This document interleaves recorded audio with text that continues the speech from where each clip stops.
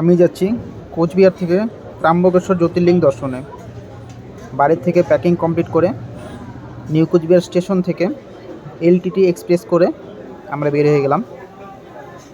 এরপর আমরা নাসিক স্টেশনে নেমে নাসিক থেকে 70 টাকা বাস ভাড়া করে ত্র্যম্বকেশ্বর মন্দিরের সামনে পৌঁছালাম। ওখান থেকে অটো করে মাথাপিছু 25 টাকা ভাড়া দিয়ে একদম মন্দিরের সামনে একটা গেস্ট হাউসে রইলাম। সেখান থেকে রাত্রিবেলায় দর্শন করলাম।